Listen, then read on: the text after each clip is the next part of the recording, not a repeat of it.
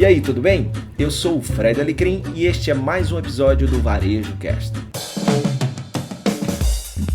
Olá, olá, olá! Começando aqui mais um GPS NRF, hoje trazendo aí o que de melhor aconteceu no primeiro dia, é isso, aconteceu o primeiro dia da 110ª edição do maior evento de varejo do mundo, o Big Show da NRF, acontecendo excepcionalmente esse ano, 100% digital, em seu capítulo 1. Aqui comigo, meus amigos, estou falando aqui da Jumix da VMSP, que está aqui com a gente fazendo essa cobertura massa, e o Caio Camargo, diretor comercial da Lynx. E aí, Ju, tudo bem? Muito bem. Olá, Fred, tudo ótimo. Ótimo estar aqui com vocês. E aí, Caio? Muito bem, vamos lá. Primeiro dia, finalmente chegou a tão esperada NRF digital, né, cara? Bom, agora acabaram as expectativas e vamos agora às afirmativas, o que vimos aí nesse primeiro dia, né? Exatamente. Então, para você que está nos ouvindo, não esquece aí de clicar aí no botãozinho para seguir, para não perder nenhum episódio. Não deixa também de seguir aí todos nós. Nós temos o Caio Camargo, a Ju. Ju faz um material muito bacana aí para quem trabalha com visual merchandising. O Caio fala muito de tecnologia. Afinal de contas, tem uma empresa que é muito sortuda de ter esse cara aí, todos os clientes dela, né? Que é a Lynx, né? Então, não é qualquer empresa que tem um cara querido e competente como esse. Né? Então, não fica subindo a régua, não, que depois fica difícil lá dentro, cara. Vamos embora. Então, você imagina a minha felicidade, a minha alegria de estar aqui compartilhando com esses dois profissionais fantásticos, né? A Ju é outra querida, para mim, uma das melhores VMs que existem nesse mundo maravilhoso. Então, estamos aqui. O grande lance da Ju é porque ela tem a brasilidade na sua essência, no seu DNA, e ela coloca isso nos seus projetos, isso faz toda diferença. Então, acompanha aí a Ju, acompanha o Caio. Então, vamos lá. Então, para você que está nos ouvindo, a gente tem no nosso GPS de hoje 2 momentos distintos. Esse primeiro momento a gente vai falar os principais pontos, né? Eu, o Caio e a Ju, a gente vai trazer aqui o que mais nos chamou a atenção para te ajudar aí a calibrar o GPS do seu negócio. Que direção ir nesse ano de 2021? E a gente está trazendo aí de forma gratuita, prática e simples, para que você calibre esse GPS do seu negócio e consiga ter bons resultados, boas vendas, lealdade do seu consumidor, né, e seguir em frente. Muito bem, então, esse primeiro momento, vamos falar desses pontos altos do primeiro dia da NRF, que aconteceu hoje, dia 12, que estamos gravando exatamente, acabou de acabar, e a gente está aqui. Acabou de acabar, e estamos aqui para transmitir para vocês. Então, eu vou começar com ele. Exatamente. Vamos lá. Nada menos do que Caio Camargo. É com você, meu amigo. Muito bem, e só para a nossa audiência aqui, a gente obviamente se dividiu, né? Cada um tentou assistir um pouquinho de cada coisa que estava acontecendo, né, durante a NRF. Então, na verdade, a gente não assistiu as mesmas coisas, estamos trazendo visões diferentes. Então, a gente está ainda fazendo um compilado que cada um pôde assistir.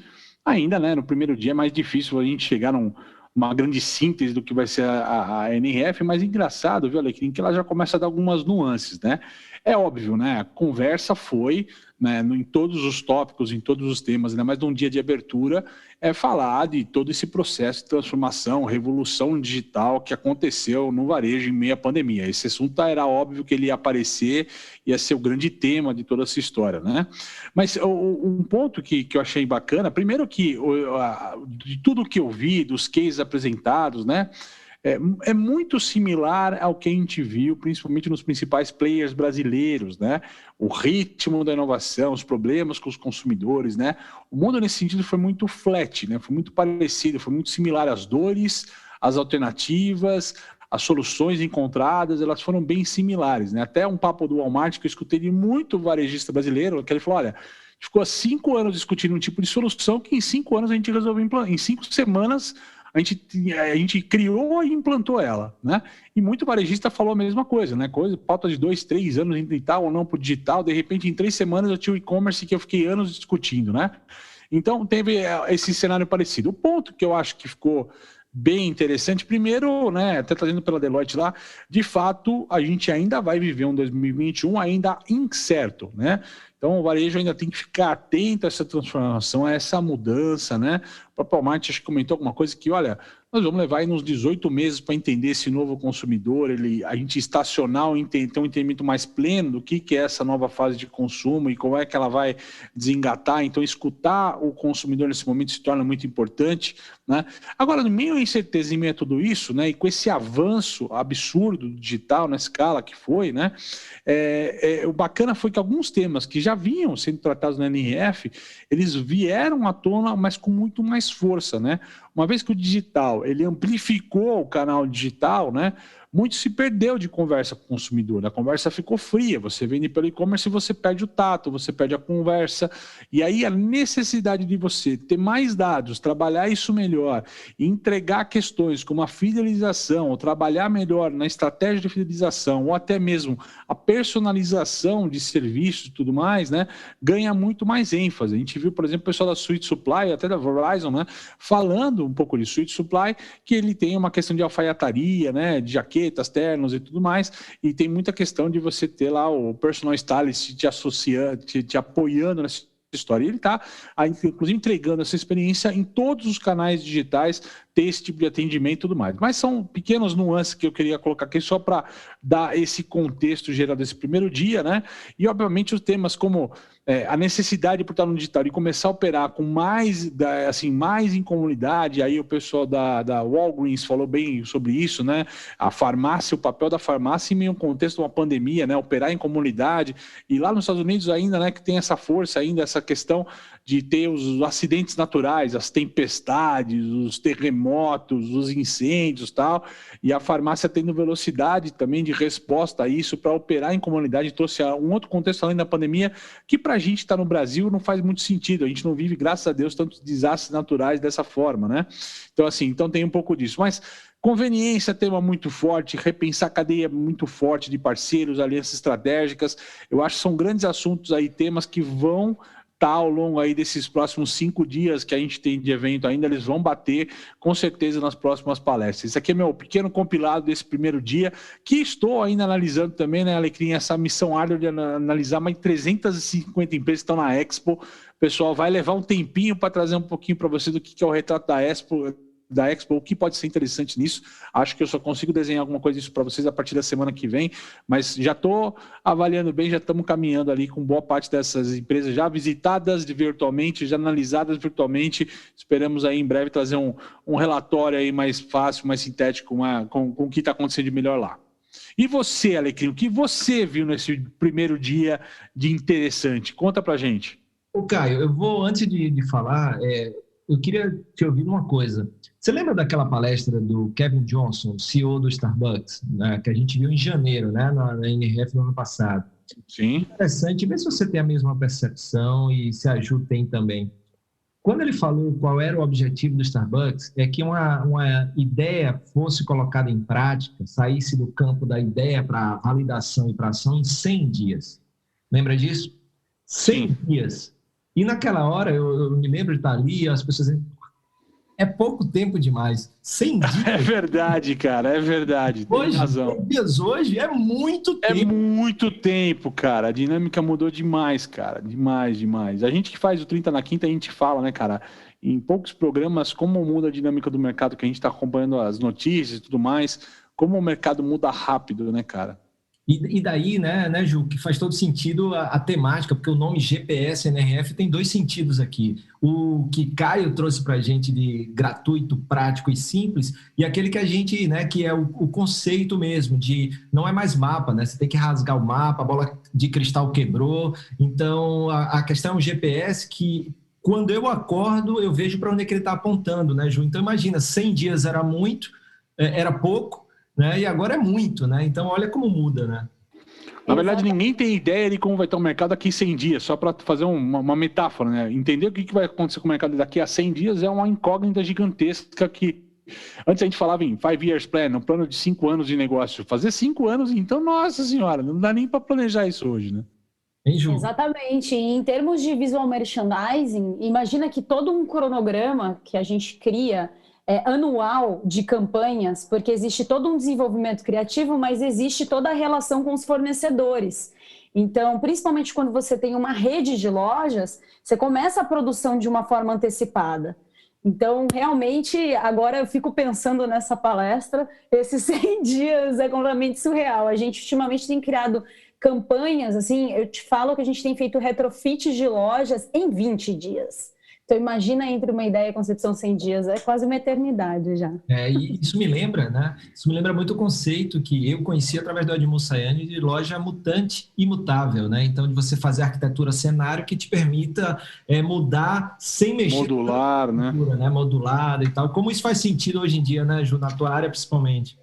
Exatamente. Hoje a gente vai falar de um novo insight de estrutura de loja, inclusive. Bacana, então segura aí, porque você encerra essa primeira parte do nosso GPS NRF dia 1, já. Então agora... Conta pra gente aqui, Alecrim, a tua visão então nesse primeiro dia. Então vamos lá. Primeiro, eu quero falar um pouquinho sobre a abertura, né? E tem uma palavra que você, né, Caio, já falou muito, que é a palavra de 2020, que foi resiliência, né? Foi muita resiliência no varejo, então isso garantiu a sobrevivência para muita gente. E eu gosto muito de trazer também essa resiliência com muito movimento. Então, mais do que nunca, demonstrou que se saíram melhor, ou se saiu melhor, aquela empresa que se movimentou, que não ficou parada, que reagiu. Embora você tenha os seus tempos, né? Então, e isso é muito importante, eu percebi muito isso. Essa questão de que muita gente, né, na palestra do Equality Lounge, por exemplo, foi falado que você tem o seu tempo, né? E aí a gente se compara demais, e aí a gente quer fazer rápido, e por querer fazer rápido acaba copiando o que o outro está fazendo. Na palestra do Google disse, olha, não existe a mesma plataforma para todo mundo, com as mesmas soluções para todo mundo, veja o que funciona para você, né? Então você vê que as coisas se encaixam, né? Se a gente for contar uma historinha do dia de hoje, então você começa lá com resiliência, depois com movimento, mas não qualquer movimento, e aí você tem aquele efeito de todo mundo querer fazer a mesma coisa, aí vem uma outra palestra que diz, não, você tem que olhar para dentro, né? Que aí quando eu estou falando lá de voz, de vez, de diversidade e inclusão, para saber qual é a sua voz, o consumidor buscando cada vez mais marcas com as quais ele se identifique, com crenças e valores, a marca representa, comprar como ato político, ao mesmo tempo em tecnologia, eu querendo resolver, todo mundo fala em transformação digital e todo mundo começa a buscar a mesma solução sem entender também qual é a experiência que você quer oferecer, então olhar para dentro, para a partir daí entender qual é a melhor solução dentro da experiência que você quer oferecer. As pessoas estão buscando aquele conceito da bala de prata, né, meu amigo? Exato, e muitas vezes sem entender qual é a sua essência, né? Soluções e ações que representem a essência da marca.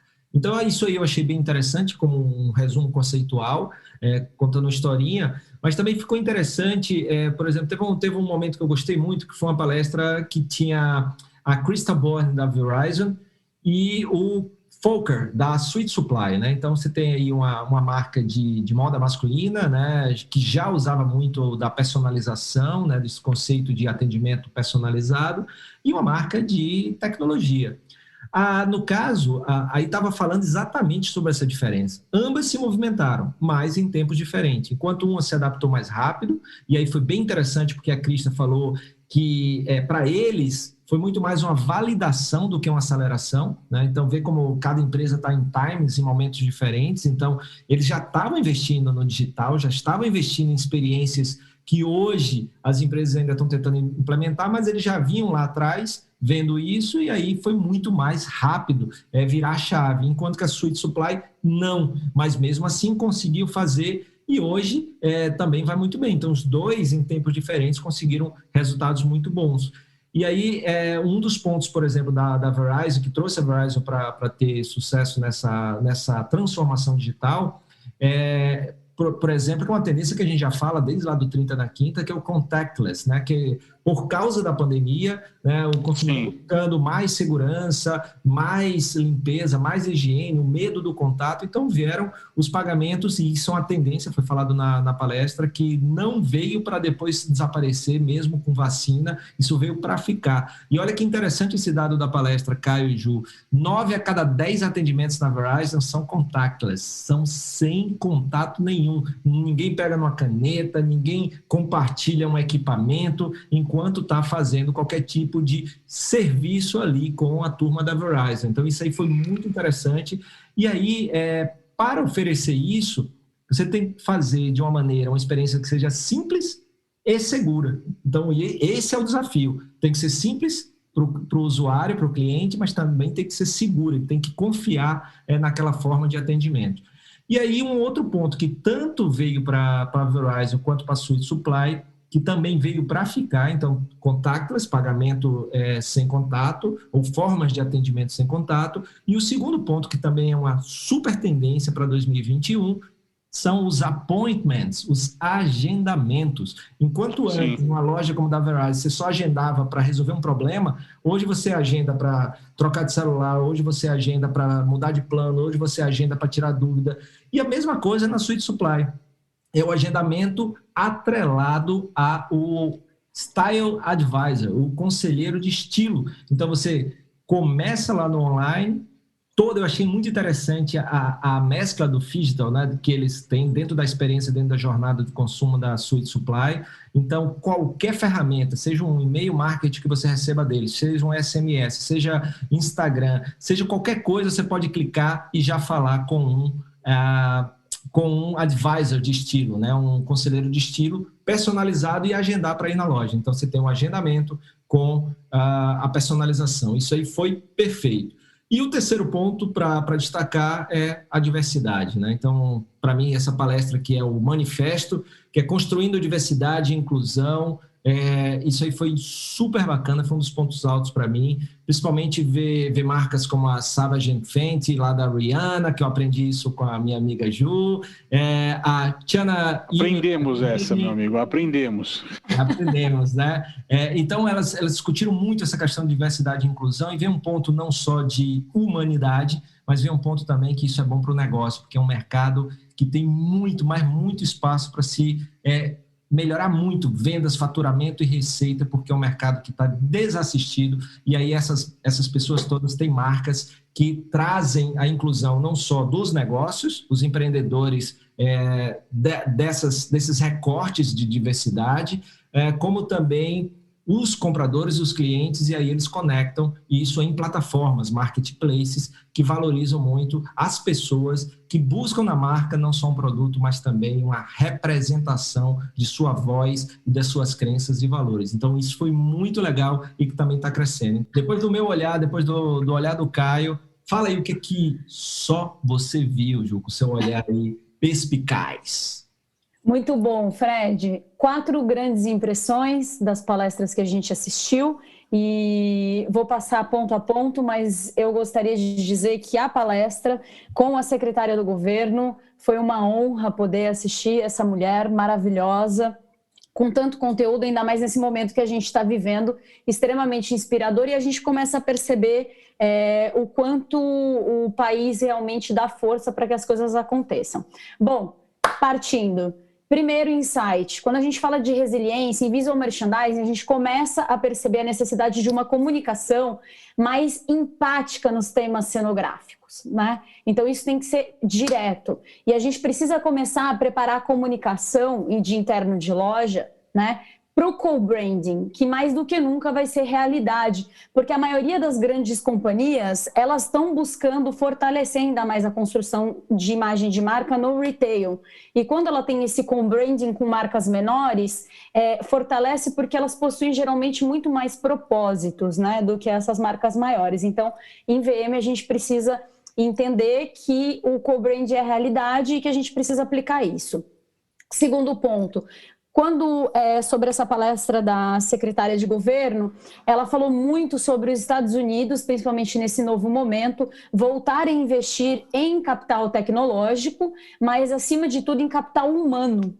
Então, quando a gente fala de capital humano, em VM significa que a gente precisa e tem a necessidade de ter mais treinamentos internos, né, de equipe, abrir espaço nas equipes para insights e adaptações regionais e aumentar e setorizar essas equipes para a gente capacitar e aperfeiçoar os skills de cada profissional. Porque agora, com essa velocidade, e ainda mais que a gente vai falar, que o Caio já falou, da tecnologia, não tem mais como a gente criar guides sem ser mais criativos, e para ser mais criativo a gente precisa de mais insights, não só de um gestor, mas da equipe inteira, tá? Terceiro ponto. Ju, só uma coisa, skills são as habilidades, né, que as pessoas precisam aprender, não é isso? Então, novo mundo, novas habilidades, é isso?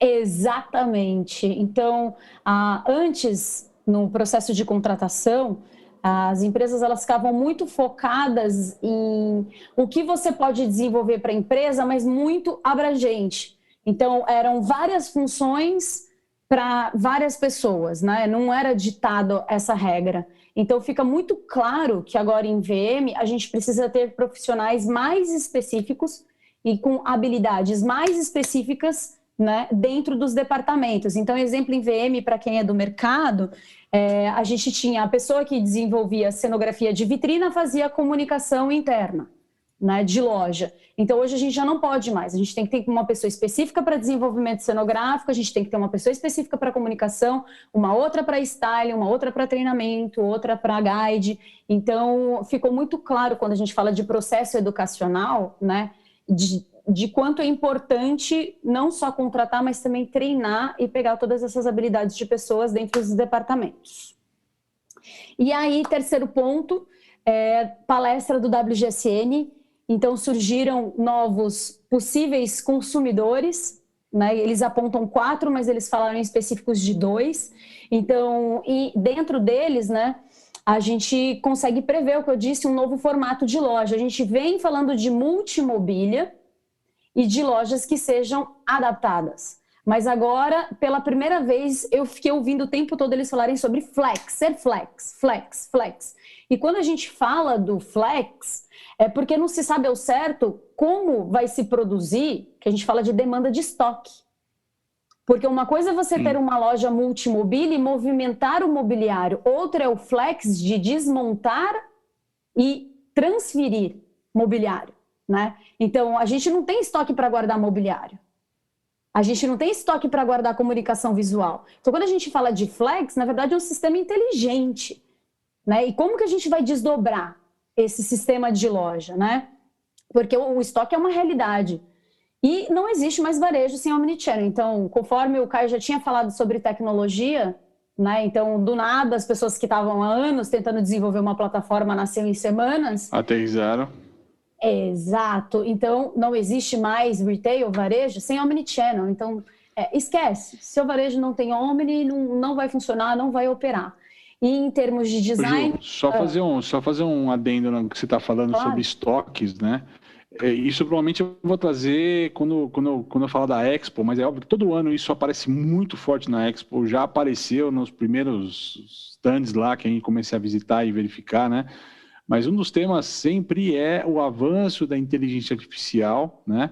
Do analítico, que antes era só para quanto faturou e quanto vendeu, para cada vez mais também analisar o estoque, o mix. Tudo que a gente fala sobre conhecer o consumidor, né? E aí lá nessa ponta da Expo, tem esses apoios e suporte tecnológico para trazer a informação do consumidor, como ele compra, de que jeito ele compra, e como é que a gente cria um estoque mais adequado, como é que a gente opera de uma forma mais enxuta o negócio nesse sentido, né?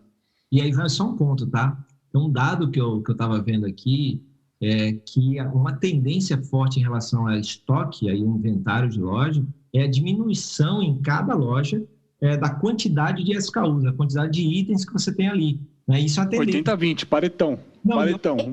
Exato. E a pré-order, né? Então, foi unânime nas palestras. E é uma coisa interessante, olha esse dado. A rede de supermercado Target redesenhou algumas lojas, diminuindo em 5% o número de itens à venda. E essa redução de 5% em número de itens aumentou em $1 bilhão as vendas, levando em consideração aquele paradoxo da escolha. Quanto mais itens, mais complicado é escolher. Olha que interessante isso. Então, a gente coloca esse novo papel das lojas, essa questão do VM que você está falando de redesenho, de pensar estoques, mas também tem essa questão de pensar uma loja para menos produto e mais experiência, né, Ju? Exato, porque visual merchandising a gente se falava muito sobre venda por metro quadrado, só que hoje a gente já sabe que é experiência por metro quadrado, né? Então, é clara e nítida essa estratégia. E falando de design ainda, nesse terceiro ponto, o design de loja, sem dúvida, a gente tem muita palestra aí para ver ainda, mas eu fui para a Euroshop ano passado, né, que é uma feira super importante de tendência, e com essas palestras, então a gente entende que o design vai ser bem clean e objetivo das lojas. E num outro ponto, a força da arquitetura sensorial, que assim como, né, eu disse na Euroshop, vão vir os materiais naturais e que prezam por esse sistema, essa sensação, o intuitivo. E o quarto ponto, falando de experiência de loja e visual merchandising, quando a gente fala de diversidade e inclusão, significa que as campanhas de marketing vão refletir mais no processo tanto de design para a circulação de lojas, então a gente precisa ter lojas mais inteligentes no processo de circulação e de experiência, né? E eu acredito que os displays para imagem e frases de impacto, sem dúvida, vão vir super fortes, porque isso gira numa velocidade rápida para a comunicação, assim como os manequins representativos, que a gente falou bastante na VMSP, em tons de pele, mostrando tanto pluralidade de corpos como raciais e sociais. E essas foram as minhas 4 impressões desse primeiro dia e os insights de visual merchandising. Muito bacana, Uau. muito bacana. Foi um negócio muito interessante, tá, Ju, que você estava falando de uma das palestras que eu também achei um ponto alto da Andrea Bell, da WGSN, e aí tudo isso que a gente está falando, você aí que está nos ouvindo, tem a ver muito com o comportamento do consumidor, né, que adquiriu novos hábitos nesse ano que passou de 2020, principalmente, e aí as incertezas o que fica e o que não fica.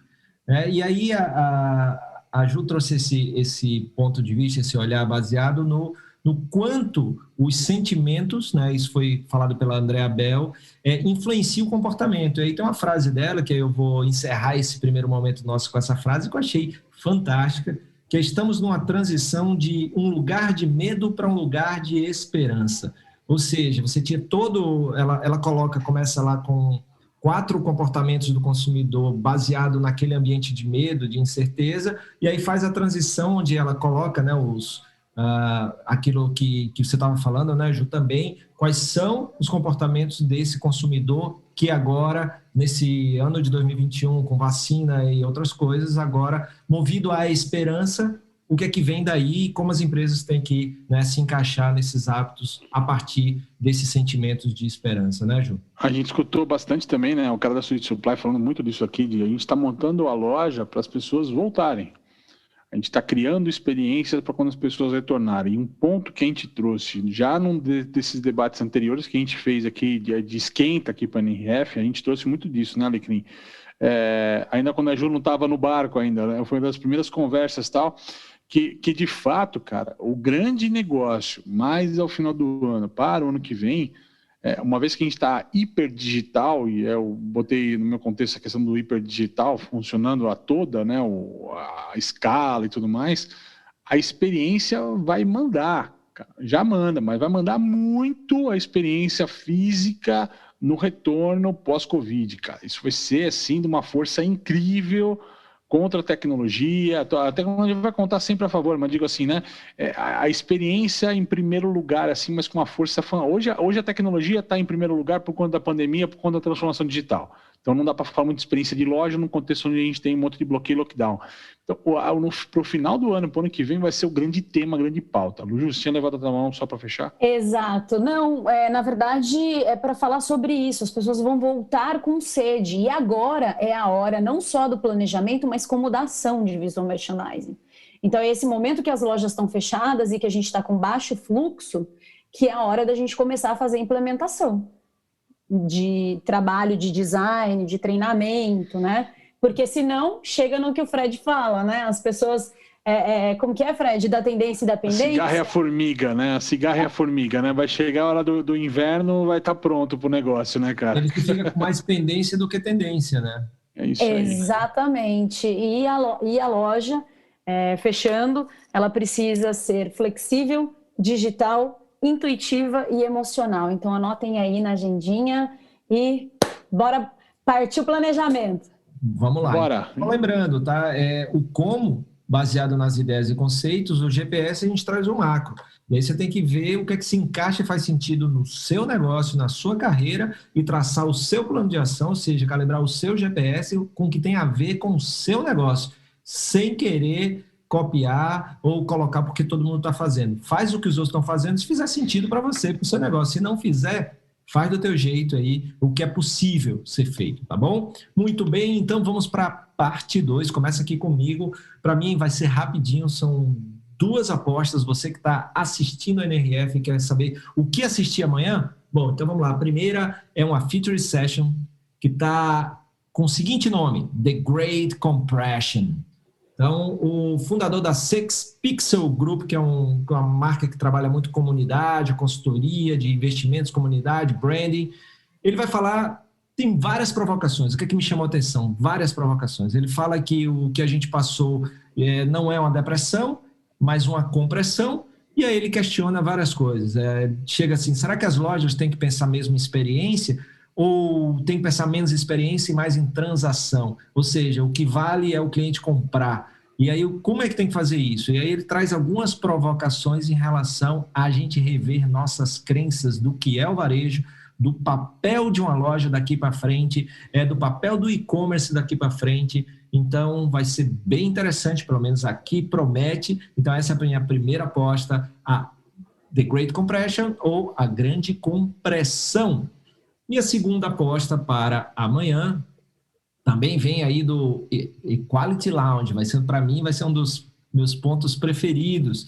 Então, nós vamos ter aí 4 grandes profissionais que vão falar um pouquinho sobre como as empresas, ou o que as empresas precisam fazer para ter mais presença feminina em cargos de liderança. Então, muito mais do que um mentorship, muito mais do que uma mentoria, quais são as maneiras de fomentar, de incentivar a presença de líderes femininas no varejo, seja como empreendedoras, tendo suas próprias empresas, seja em cargos de liderança. Uma coisa que a Ju já tinha falado no episódio passado, muito bacana de ter, eu acho que é a NRF que eu vi mais mulheres no palco, e isso é muito legal. Muito bem, então minhas 2 apostas são essas, eu espero que você assista e você goste, depois diz aqui pra gente se valeu a pena ou não. Muito bem, agora vamos diretamente com meu amigo Caio Camargo. Super objetivo, cara. Também vou na minha primeira, vou em 3 aqui. A minha primeira realmente é essa mesma aposta que você, desse papo de Great Compression, a grande compressão e não depressão, e essa aceleração, ao invés de falar do desânimo de mercado e olhar talvez isso com um drive mais positivo. Então, vamos lá ver e descobrir como é que vai ser essa história, tá? Segundo tema que eu separei aqui, que é às 3h45 aqui, ó. How independent retailers will drive the revitalization of cities and communities in 2021, né? E o papo legal, cara, olha que coisa bacana nessa apresentação, cara. O pessoal da Lightspeed vai estar nessa apresentação, além da NRF também, né? Mas o papo aqui, cara, é o seguinte, os pequenos players que já nasceram conectados com sistemas de analytics e que deram show, né? Não só sobreviveram à pandemia, como cresceram em cima de varejistas tradicionais. Então, vai ter esse retrato, como as startups, por exemplo, costumam ser bons retratos dessa história, alguns players que vêm do digital para o varejo físico, mas a gente vai aprender um pouquinho nessa história. Vamos ver como é que vai ser o resultado disso, obviamente. E aí tem uma que eu estou curioso aqui, que é o Technology Branding the E-Tail Retail Gap, né? Que vão pegar um pouquinho que é a tecnologia trazendo um pouco desse gap da cauda longa do varejo digital, e parece, pelo briefing, que o grande papo aqui vai ser o live commerce, a realidade aumentada, tecnologias ali que nesse momento de pandemia ficaram em evidência, salvaram muitos negócios digitais, tal. Eles vão trazer um pouco esse cenário, essas discussões. Então, essas são minhas 3 apostas aqui para o dia de amanhã, o segundo dia de NRF. Muito bem. E aí, para a gente encerrar, vamos aqui agora ver quais são as apostas da Ju. Fala aí, Ju. Eu tenho 2 grandes apostas. Uma, inclusive, a gente viu a saída da Bottega Veneta, das mídias sociais, né? Então, esse foi o... Eu te acompanho, Ju, e eu vi isso no seu Instagram antes de todo mundo. E quem vê o teu Instagram vê isso antes de todo mundo. Olha só. Exatamente. E eu já queria ver a palestra da Burberry, né? Eu trabalho com mercado de luxo, a gente tem alguns clientes de mercado de luxo, Então, a gente vai ter ali uma palestra bem bacana da Burberry, falando como eles estão se posicionando e usando as tecnologias ao favor. Só que eu quero ver o que ele vai falar, principalmente agora, depois desse bafafá, né, da Bottega. Então, essa é uma das palestras que eu tô louca para ver. E uma das primeiras palestras amanhã, né, que é a minha segunda, que é a segunda palestra que eu quero ver, é no Future Sessions, que é Home Depot, né, e Ulta, que eu sou apaixonada pela Ulta, então tudo que eles lançam eu tô louca para ver. Eles vão falar sobre iniciativas de responsabilidades sociais e também como eles estão construindo uma relação autêntica entre equipe, entre loja. Então eu quero ver como é que eles estão trabalhando e como eles vão levar isso aí em termos de visual merchandising, porque eu adoro a forma como eles se comunicam dentro de loja. Então essas são as minhas 2 apostas, não percam, fiquem conectados e até amanhã. É o seguinte, esse caso da Bottega, vocês acham que isso é uma tendência? Porque a gente está falando de uma tendência chamada fadiga digital, ou seja, quando a gente tiver vacina e tal, muita gente vai sair do mundo digital. Você acha que isso outras empresas vão seguir, vão acompanhar, ou isso é mais fácil no mundo da moda? Vocês acham que isso é uma tendência? É necessário mesmo estar no digital? O que vocês acham? Começando por você, Caio. Como eu sou o cara tech, eu sou o cara um pouquinho mais frio nessa conversa, né? E eu vou falar, para mim, ainda o que manda é faturamento.